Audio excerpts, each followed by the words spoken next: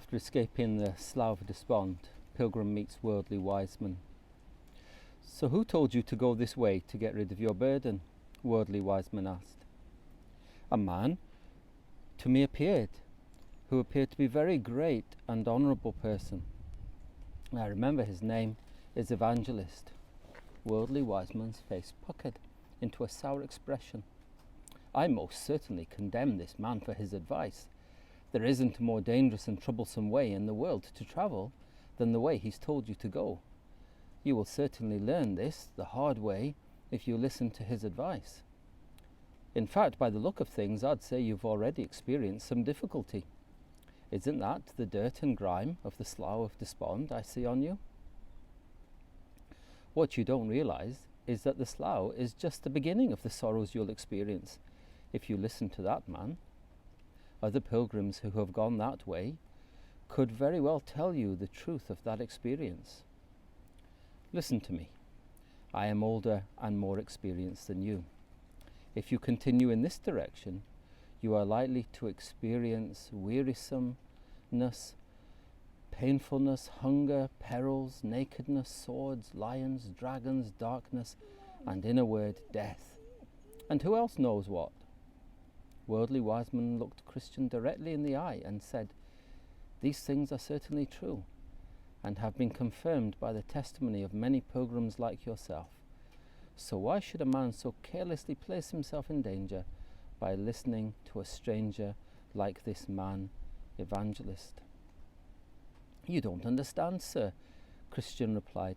"This burden on my back is more terrible to me than all the things you've mentioned."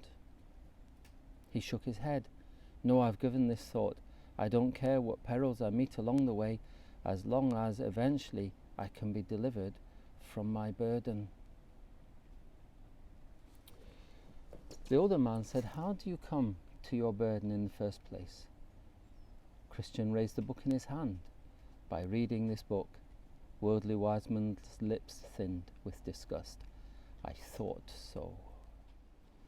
Well, we're on our little pilgrimage and hiding from the rain, aren't we? Feeling a bit wet.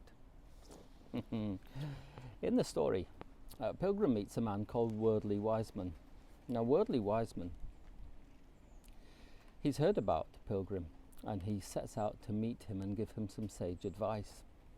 And his advice is, in essence, to stop worrying and to take a shortcut, and as we'll see, to go to a place called morality.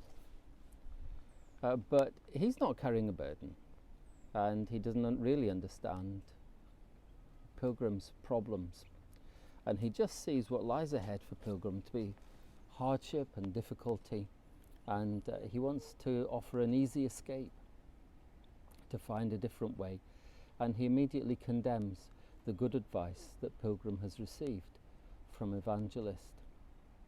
This is a picture of people who try and help those who read the Bible and come under conviction and start to understand that this world is a passing place, and they have big problems if they're going to face God, if they're going to meet God.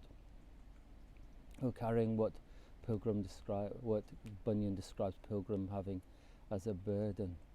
It's not easily put off, but people are always trying to find shortcuts and easy ways to put it off, and it can't be done.